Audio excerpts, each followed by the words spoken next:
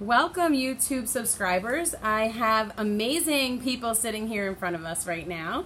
We have Chinon Maria and Sebastian Mitre, who are the mural artists for the mural outside of our amazing school, Mamaroneck Avenue School in Mamaroneck, New York. And they came to the art room to sit on an interview. So thank you so much for being here. Thank you. Thank you. We are so excited about this mural. It is absolutely stunning and beautiful and amazing now that it's completed. Mm-hmm. And I just wanted to, for my viewers, first ask you, how did you get into being a mural artist? Well, I think it all started when I was very, very young. I used to be very naughty, and I used to write my little initials on the corner of every single part of my house. Oh. And my mother, instead of disciplining me, she said, you know, ChiChi, because that's my nickname, she said, ChiChi, let's no longer write on the walls of this part of the house. How about if I give you, let's make a deal. How about if I give you the basement and your playroom to draw all over the walls? So that's really, I think, where it all began, was having permission when I was so young to have creative freedom to write and paint on the walls. And then ever since then, I've been sort of professionally painting now for the past decade. That is amazing. And Sebastian, how did you get involved in all this? Well, for me, it started fairly recently. I would say about a year ago. I was focused more on theater because I love theater. I trained as an actor. I actually worked on film as an actor, then as an assistant director, and then started getting involved in creative producing. And with ChiChi, the process is very, very fun because we actually have different stages involved in like doing a mural. Mm-hmm. And one of my favorite stages is projecting the image, because ChiChi designs it on like digitally, and then especially with very large murals on walls and buildings, we project the finished mural or the image onto the wall. So it's sort of like a cinematic film experience that I really, really enjoy, because we get to see it on the wall before we actually like go on and paint, and it gives us an idea of dimensions and everything. So for me, I consider myself still a beginner. I'm learning a lot about graffiti and about muralism and about the beauty of creating like large projects that at the end really, really do change the world and change spaces. And you know, absolutely, like it, for me, it's beyond words what art can make, and what it can inspire in people, especially like in public spaces. You arrive in a park that like people already love, but they don't really maybe love it enough, as much as they because could. because maybe it's not as pretty as it could be. But there's a wall there, you know, and then that wall can become this majestic world, and then, you know. Yes, it's amazing. So it's beautiful, yeah. It's voila. All right, so that actually brings me to another question that I was wondering. What is the process of making a mural? How does it begin, and, you know, how does it end to be what it is? So always the first thing when asked to do a project is to consider your space that you're creating. Is it an inside of a school? Is it a public parking lot? Is it a children's playroom? Is it a public space that everybody uses? So who is your client? Who are the people who are going to be enjoying the piece of artwork, and how are they going to be then influenced by that work? So the first thing is to really think about the location and your audience. Who is your audience when you're creating a piece of artwork, which is very, very important, especially for murals. So first you think about your audience.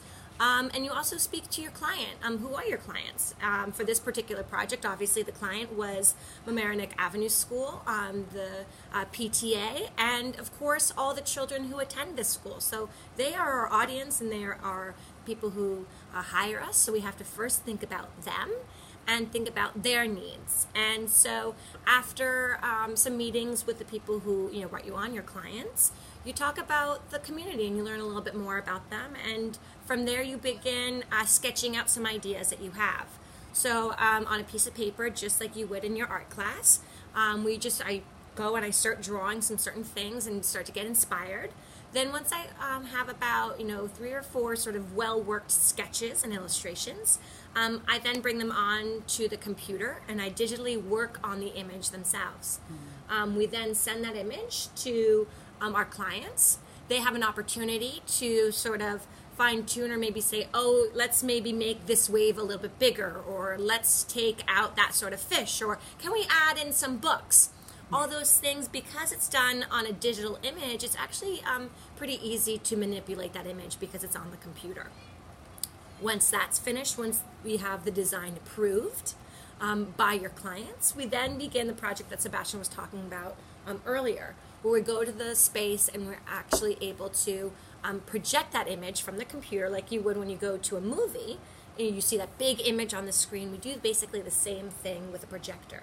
So we're able to project the image onto the surface of the wall where we're painting, and that way we can sort of trace out, and it can give us sort of an easier outline to work with once we start creating the piece. Right. So once that's done and complete, and we have to do that at night because we can't do it during the day because we won't be able to see the image. So then begins the part where we get to start actually painting, which is our favorite. Yes. And so we work off our sketch that we originally had, so we can kind of reference that, and we have the lines and everything that we had projected onto the surface earlier, and we begin painting, and painting can take anywhere from just a few days up to over a month to paint, depending how the size and the intricacy, depending how complex the painting is. And so then we begin to paint everything. And then the last step is usually if a painting is outside, we have to put on a sealant so it gets protected from the sun. From the weather, from the snow, from the rain. And I would add also that during that initial projection where we sketch the outlines to get an idea of what we're actually going to do, in a lot of the larger pieces like murals, there's a lot of colors involved. It's more than you can handle, like it's more than six, so you sort of, in that process, we also color code. We finished a mural a couple of weeks ago. That took us a month. That we broke a record of the largest hand-painted mural in downtown Manhattan near Wall Street in the financial district. And we used more than 155 colors, different colors.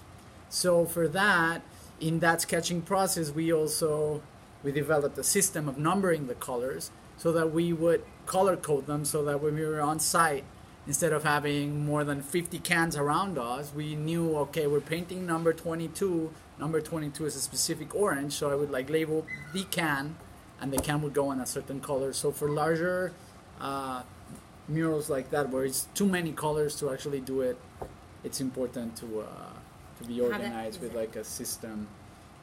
And it helps you just sort of like glide along so that when we're there, you're not sorting out what color that was, and you can like move on. Because it's so important, I think, with... be organized. Yes. Because you got to keep on a schedule. In these sorts of projects, there is a schedule. In some projects like this beautiful one with Mamaroneck, we had this awesome piece of machinery, a scissor lift, right? That we had the privilege to be able to rent. But we had it for a period of time, for 2 weeks. And these machines are expensive, so you have to be able to finish on time of what you told the client, so it's very important that every day you have certain objectives that you move towards so that you can finish the project on time. That sounds just like in the art room here at MAS, and I always tell my students, and I always tell, people, artists are planners, and, there is a side of it where you can be free and, have your expressive things that you're doing, but there is also another side where you have your sketchbook, and that's like your plan. It's like an artist, rough draft is a writer would write a rough draft. You have to have a plan in place, and you can always change it, but I always tell them you have to sort of know where you're going, have some direction, and be able to organize yourselves. So it sounds like a really big undertaking, but it's amazing how you guys work through it, and it just seems like a well-oiled machine at this point. Thank you. Yeah, it's definitely, like you said, I mean, it's important. I mean, the steps sometimes preparing for a project such as this usually take longer than the actual painting itself. Yes. So that's something to be, for as students of art think about when they're creating their masterpieces. The planning and the sketching and the consulting and sort of coming up with ideas is sometimes what takes the longest. But it's time well spent. It's time well spent. Of course it is. Amazing. All right. So what about the Mamaroneck mural or working here on site was most exciting to you guys? The children. Yes, the children. Yeah. The children. I mean, it was so much fun having them every single day, like with their excitement, and they were witnesses, as we were, to this piece coming together. So, you know, coming to life and unfolding. and it was so beautiful because we realized that we were in their territory. This is a place where they have recess, where they have fun, you know, and it's their home, it's their school. So they would sort of like come out and like check it out, and we would see, you know, the excitement and the suggestions. And for me, that was the most special thing. And I think for ChiChi too, as an artist, she gets supercharged with the enthusiasm. She adores kids.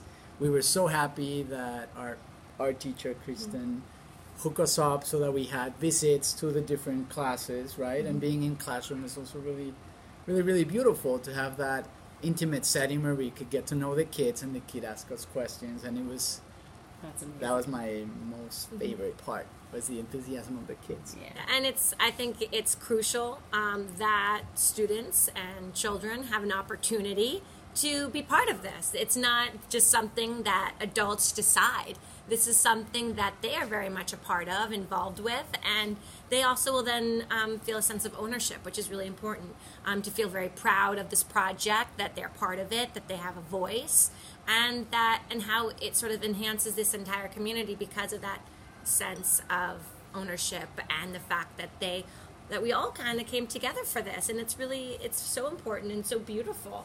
And being able to share my stories and share our stories, and also for the students to be able to have that opportunity to also talk to us and ask us those questions is the best. That's why we do what we do, is Right. for that exact reason, to work with children and to get them involved in the arts and to have that opportunity to see some sort of large-scale artwork unfold in front of their eyes is magical. It is magical. And also, I have to say, I felt particularly very enthused and happy that Mamaroneck is such a diverse community and a diverse school. I am from Mexico City. I grew up in Mexico City, even though I was born in the U.S. Así que hablo español.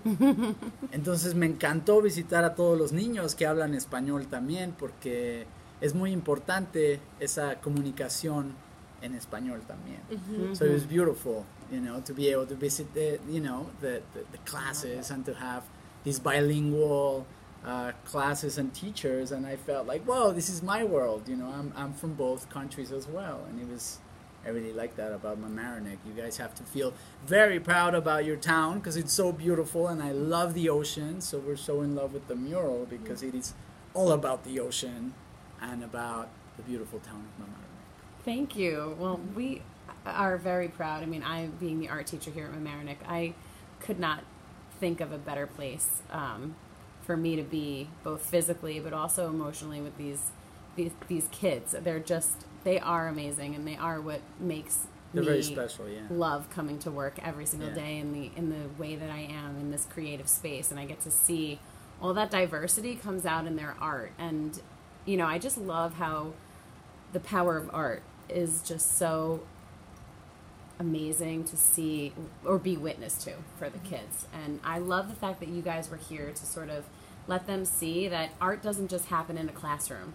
Art doesn't just stop when you're done with school. You know, there's artists who work every single day to spread art through the world like you do in this mural way. And I just think it's really, I hope that, you know, someday that they would look back at this experience, and even if the mural someday isn't there, but just understanding how special it is that you both came and, you know, graced us with such a beautiful gift of seeing this beautiful mural, but also having the experience of seeing it happen in front of our eyes. And we cannot thank you enough. Oh, thank you. Really love thank you. having Thank you. Yeah, Muchas gracias. Yes, thanks to everyone who made this project possible. Yes. And it's without that generosity of the school and the PTA, this would never see the light of day. So we are so thankful that this is a community that cares about art, cares about creativity, and also understands the importance of public artwork and what it can do to a community. So we are so proud